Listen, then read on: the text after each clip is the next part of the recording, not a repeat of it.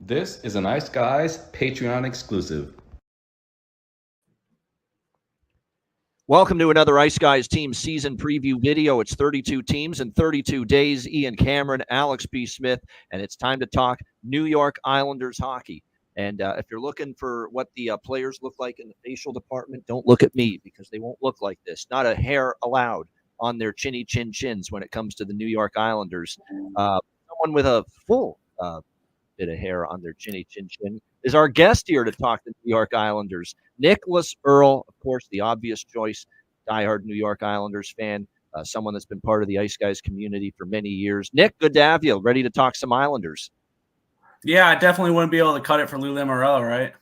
No, he wouldn't let that. He's living in the 70s and the 80s where can't have beards, can't have even anything on the face anymore. So it's like the Yankees. He says adopted that philosophy with his team. Will he adopt the philosophy of crafting a winning hockey team and a playoff-bound hockey team is the question this year with the New York Islanders. I think when you look at this team going into the upcoming season, there's a lot of interesting things to factor into what we're going to expect here from the New York Islanders. I think it always comes down every single year to, is there enough offense? Can you get Bo Horvat playing at a high level? Is Matthew Barzal going to have a dominant offensive season? Are they going to be capable of seeing that this year? A lot was put on the plate of Brock Nelson and Kyle Palmieri in particular last year offensively. They do bring in, I don't know if Alex will be a fan of this move, Anthony Duclair to try to bolster them in the top six. We know regular season performance has been flighty. I guess we could say erratic from Anthony Duclair in the past, although we have seen him go last year. You got to give him some credit in the fact that between San Jose and Tampa, that split, it was one of his better regular seasons, but we had not seen much of that from him in the past. Can he deliver, a little bit of a better, more impactful offensive and goal-scoring season here? I think we're going to see a lot of this. One of their prospects that's going to get an opportunity, Maxim Siplikov here for this Islanders team, someone that they hope is going to inject a little bit more punch offensively for this group. And then your bottom six is, pretty much a lot like we saw last year. I think they're finally convinced they should be after what I saw last year. I know he's your captain. He's great in the community. He'll drop the gloves. He'll be physical. But Anders Lee was not top line guy last year at all for this New York Islanders team. And I think now for Patrick Waugh going into his first full season now as the head coach for the Islanders, it's about let's put him down on the third line. It can be more of a checking role, defensive, and he's solid defensively, and not have to put him in a role where he's going to be counted upon for big minutes and offense every single night when clearly he didn't deliver enough of that last year. So I like the move, putting him down there in the third line with J.G. Pajot. Pierre Engvall is what it looks like. Maybe because his dad's on the coaching staff, but Kyle McLean, I thought he showed some glimpses last year for the Islanders with Cizikas, Fasching. And then you do have some options down there in the bottom six. Matt Martin's going to be in on a PTO for the Islanders. Oliver Wahlstrom, Simon Holmstrom. You've still got them, guys that flashed in brief little instances last year, but you need to see a lot more consistency from them if they're going to be regulars in the lineup. You look at the blue line, and it feels like it's going to be the same old shit. Is Pullock, the law firm, Pullock and Pellick, can I get a healthy season from these two guys? That would be nice. It's not always been easy or possible for that. They're a better blue line when Pullock's healthy, Adam Pellick's healthy. Noah Dobson is definitely the guy that I like the most on this. But I think most Islanders fans can agree with that. Getting better in his own end defensively, getting a little more physicality, but more so it's what he can do moving the puck, quarterbacking the power play, getting points on the blue line. So definitely a big fan of Noah Dobson's game.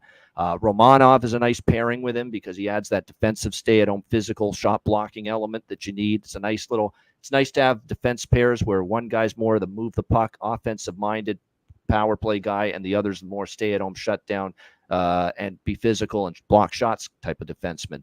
And you have that with those two guys, Mike Riley and Scott Mayfield. Scott Mayfield, I like his game, keeps it simple, but again, getting a little older now. You get through an 82-game season. That'll be interesting. It's a status quo in net. You've got the two Russians there, Ilya Sorokin, who had a little bit of a dip last year in his play. We'll see if he can get more consistency this year. And Semyon Varlamov, who's a guy that's probably going to play 20, 25, 30 games. I'd like to see them balance it out between the two goalies more, give Sorokin more rest, keep him fresher for later in the season or in the playoffs if you're so lucky to get there. I think that should be the attack the New York Islanders take with their goaltending. There's some of teams I have a strong opinion on, and normally with the Islanders into the season, I'm a little more negative toward them.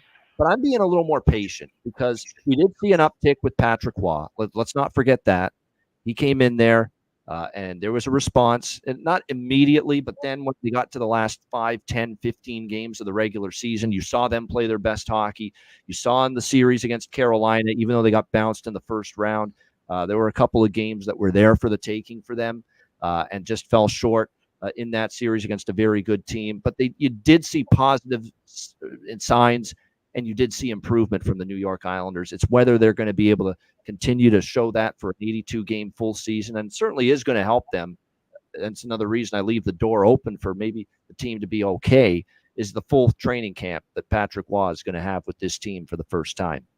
That's always a benefit when someone is brought in as the head coach in the middle of the season, doesn't get that opportunity to have a training camp right at the beginning, to get the systems in place, to get a little bit more of fleshing out the roles, of certain players on the team, fine-tuning the lineup to what he wants it to be.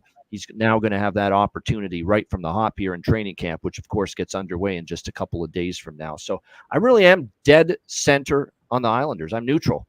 I'm not strong in the bet on category. I'm not strong on the bet against category for me with the New York Islanders coming into the season. But I'm pretty confident in saying with, how much more depth and quality and improvement around the Metro and the East Division or Eastern Conference there is this year, they'll be life and death to make the playoffs. But they wouldn't be the Islanders if they weren't in that kind of a role.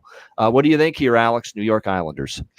We always hear the phrase when somebody is very unattractive, they say a face only a mother could love. Well, the New York Islanders are a hockey team that only their fan base could love. I thought you were talking about me for a minute, but go ahead. No, God, no. No, but the Islanders are they're hard to watch if you're a fan. Like we've I think all of us on the outside have said this for years, right? And it doesn't matter as long as you get the job done and you win. And the Islanders were consistently winning and making the playoffs and making deep runs in the postseason at one time. But now, like you said, it seems like it's a whole lot of the same, but they aren't improving. You're bringing back Matt Martin on the PTO. Matt Martin's best years were long behind him. We all loved Matt Martin when he did play with the Islanders at the peak of his career. But now, you don't smell the Stanley Cup from here with Matt Martin coming back into the fold? No, I don't think his second stint around is going to lead to any improvements in how they do in the playoffs, even the regular season. But it's just like you said, Lou Lamoriello's kind of stuck in the old school way of things. And I think he's kind of got this Islanders franchise stuck in the old school way of things too. Build everything out from defense. This is a team that we haven't been able to say, pinpoint anybody at being a shutdown. Just, he's going to give you 40 goals this season. He's going to give you 90, 100 points. We haven't been able to say that about an Islanders player since Tavares left. And I get that, yes, you need to have cohesive, and we talk about all the time, balance in a lineup, especially in your forwards. But it doesn't seem like there's enough offense every year. There's no one there who can give you just 10 games of they're going to go the fuck off and score 12 goals and 8 assists. And you don't even need good goaltending because he's going to give you 5 points and you guys are going to blow out somebody 6-4, 7-4. There's never that threat with the Islanders. It's always, we know every game is going to be 3-2, 4-3. Going to get a lot of overtimes, a lot of shootouts. They grind teams out. They wear you down. And that's fine when you're beating the bottom tier of the Eastern Conference. You can grind down Ottawa. You can grind down the Montreals. You can, grind down slower teams like Washington. But when you're trying to beat Tampa Bay, Toronto, Florida, Boston, the Rangers, you can't do that. And I think the Islanders are going to have a tough road ahead of them this year. Now, like you said, one improvement being that Patrick Waugh getting to work with this team, having a full training camp in his belt. I do believe that always makes a big difference. And I think we'll see this team to be a bet-on team early. But I think late in the year, and we know we've seen this with Waugh teams as well, sometimes he loses a few voices in the room. And if the wins aren't piling up and Waugh's getting frustrated, he started losing some of those guys in that locker room. Like I said, this is a core group that's been there for a very long time. You start alienating that core group in that locker room, things will go south really fast. So, like I said, I'm staying kind of patient as far as betting any futures with the Islanders. I'll be betting on some of the individual games early in the year. And I'm taking a shot with under 28.5 wins on Ilya Sorokin. Sorokin is coming back from a back procedure that won't slow him down. He's going to be ready for camp, ready to play in the beginning of the season. They did sign Keith Kincaid to, obviously have another NHL level goalie for reps in camp, preseason games of that nature. But you look at last year, he had just 25 wins in 55 games started. Year before that, he had 31 wins. The year before that, he had 26 wins in 52 games started. If the back flares up, which we know goaltenders and back issues can be kind of finicky, then we might see, Backs and Varlamov groins. get some Don't trust them when it comes to backs goalies. and groins. Yep. Exactly. Yep. So we might see Varlamov get more starts maybe early in the year. If Kincaid sticks around and he's in Bridgeport, he might get some call ups. So it's not necessarily saying that Sorokin's gonna have a bad year. He might turn in the exact same year he had last year. That's still under 28.5 wins. So I laid that $1.10 at BetMGM. That's the only futures bet I have. I think the Islanders will be good early, but I think later on things will kind of wear down. They're going to find themselves on the wrong side of the playoff picture and miss out again. Couple things about what Alex said, and then we'll turn it over to Nick. But I agree with you about early, maybe them being bet on, because you got the new energy of Patrick Waugh coming out of training camp. It's a new message. It's a new voice. They're going to know how he wants them to play. And it's just learning on the fly when he took over, obviously, second half of last year. That's going to help. And I think the key for Patrick was, we know he's an intense guy, intense competitor, wants to win every night, and he won't be scared to ruffle some feathers and tell players if they're not performing to the level he expects of them. But you got to pick your spots, especially with the veterans. Like, if you're Brock Nelson and Kyle Palmieri, you don't need to have Patrick Waugh screaming his head off at you 82 times a season. So you got to pick your spots. It's cool to be, be demanding, demand a lot, be intense, but you can't go to the kick the garbage can and rant and rave at the players well every single game. He's got to pick his spots, save it for when things are really not going well, and because that message can quickly get old in a hurry, and that's what can happen. So you got to pace yourself as to when that message is. So I like the idea, though, of the early that they might be a bet on team, and the way you approached it with Sorokin makes sense. This is not we think Sorokin's going to be bad. That's not why Alex likes the under. It's a combination of the back concerns, him staying healthy for a full season. And I think the fact that the Islanders may go to more of a goalie platoon split this year between Sorokin and Varlamov, and if those things come to fruition, either an injury or there's a much bigger timeshare or work share between Sorokin and Varlamov, it's going to put Alex in a better spot with that under wins bet that he likes for Ilya Sorokin this season. Nick, you're the Islander fan. Tell us what you think of your team here. Same new year, same shit. They're going to be a wild card team and a first round exit. I've said this last few years. And other than the 1 year they missed the playoffs because half their team had COVID to start the year, they had to at the 14-game road trip. That was the only year they've missed the playoffs in the last, 6 or 7? And this team continuously gets picked to miss the playoffs. Here's what they're going to do. They're going to continue to be the wild card team. We all know they're going to squeak into the playoffs, and then they'll probably match against Hurricanes again and get bounced because that's just the way this team is. Ilya Sorokin had a down year last year, but looking at it now and hearing that he had the back procedure tells me he played hurt last year. And a down year for Ilya Sorokin is a 908 save percentage, still a well above average goaltender. That's a down year for Ilya Sorokin. If he can stay healthy, I think this could be a really strong year for him and a bounce back year for him if he's healthy and the back procedure helped him get to being 100% again. When we look at the lineup here, they better not bring Matt Martin back. I've enjoyed the memories. Good. He's good at throwing the gloves down and fighting. He's your enforcer, whatever. Him and Clutterbuck, goodbye. Have a nice retirement. You've done well with this team. And Cizikas is probably not too far behind you. But like you mentioned, Kyle McLean, I was thrilled about that signing. They got him pretty cheap, and we saw flashes with him as a fourth liner. And I think that he can be one of those sneaky, I'll give you a goal every couple of games type of players down deep in the starting lineup. I like the flair, potentially Anthony Duclair, if he can stay healthy on that top line with Horvat and Barzal. Barzal, for the first time, and it feels like since he had Tavares on the team, he has somebody who can score with him. And him and Horvat had really good chemistry last year. We saw that. And formulating over another offseason, especially with Patrick Waugh now, I like it. Your point with Sorokin as well, with potentially Varlamov splitting times. I absolutely want to see Varlamov get in there more because I felt like last year they killed Sorokin midseason. When Varlamov was hurt, it was Sorokin for like 13 straight games, and they killed him basically. And I wonder if that was played to the part where he got hurt because of, or where he was playing hurt because they overplayed him. And goalies need days off, and he didn't get one for weeks. Yep. Yeah. So, and also Varlamov was goaltender with Waugh back with Colorado as well. So they kind of have that chemistry there as well, where I do believe we're going to see more starts for Varlamov than we have had under Lane Lambert or even Barry Trotz. And Patrick Waugh is a massive upgrade from Lane Lambert. I just want to mention that as well. Yes. But yeah, it's the same. It's going to probably be the same thing for this Islanders team as it was the previous few years. It's a wild card appearance. Maybe you get the 3 seed in the Metro.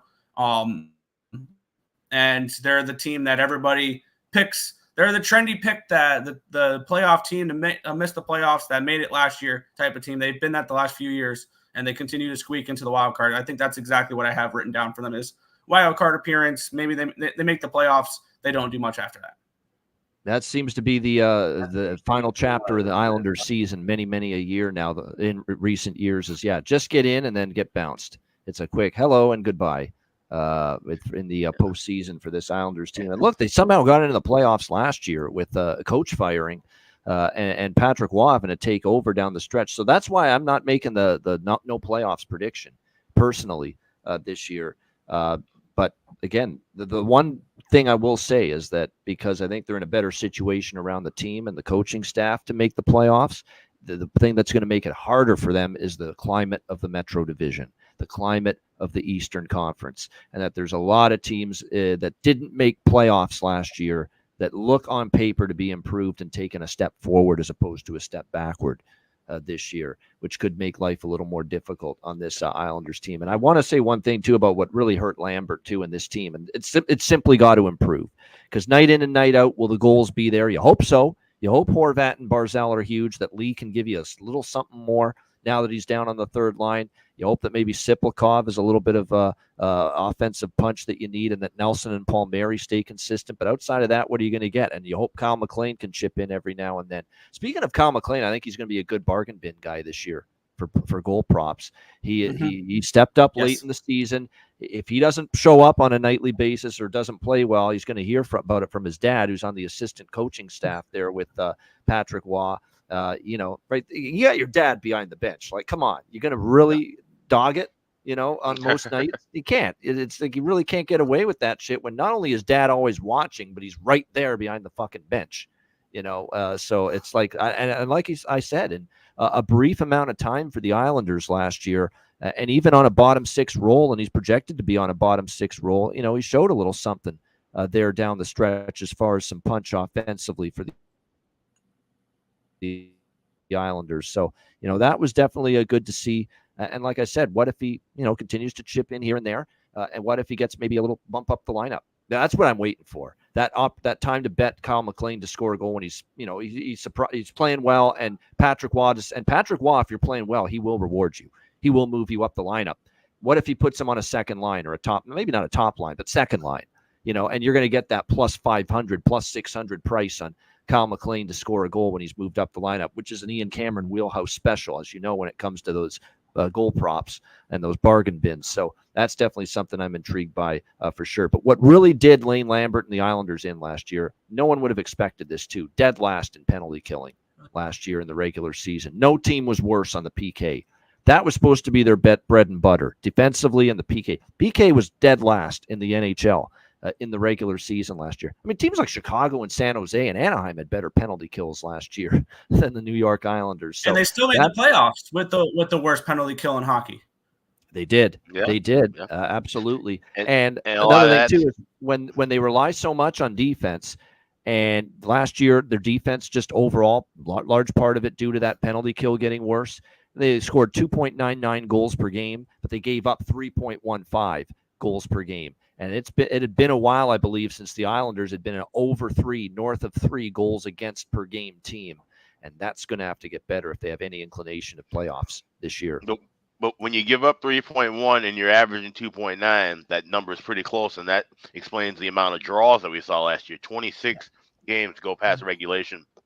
for the Islanders last year, and that's going to be the biggest key if they're going to make the playoffs. And that's why where their point total sits right now, 88.5, is really tight for that reason, because they could be a 95-point team, a 96-point team, and still miss the playoffs based on how good the rest of the East is, and based on how they're getting those points by forcing a lot of games into overtime and into shootouts. Yeah, no doubt. That's going to be key. Can Patrick Waugh get them better at the defense? Because that's where they fell off big time last year. Of course, they were a losing team as far as money line last year. The New York Islanders minus 5.7 units last year in the regular season. Could they be a money maker? I don't know. Well, it's a wait and see for me with that. But I think early on, as Alex said, that's going to be a time where there'll be some spots, there'll be some opportunities, because I do think it's going to be a honeymoon period carrying over from last year with Patrick Waugh initially this year. But then when the injuries mount and the struggles mount and he starts barking, and Patrick Waugh will, if you start to hit that 7-8 game losing streak, or 1-6 in 7 games, and Patrick Waugh starts turning up the heat on the players and the veterans are like, fuck this, and tune him out. That's when you worry about how things will progress second half and beyond for the New York Islanders. Great stuff. Nick, I'll ask you specifically, anything you want to add before we wrap it up? No, not much. Just ready for hockey season to start. I believe we're less than a month away. We are. There's no doubt. We are less than a month away. It is going to be here before you know it, October, right around the corner, and the start of another brand new NHL season, without a doubt. And the New York Islanders, certainly with a full year of Patrick Waugh behind the bench, one of the many situations that'll be fun to watch and fun to observe throughout the course of the NHL season. Great stuff. That's your New York Islanders team preview video for the upcoming season. For Alex B. Smith and Nicholas Earl, I'm Ian Cameron. This has been your New York Islanders team season preview video as 32 teams in 32 days rolls along right here on the Ice Guys.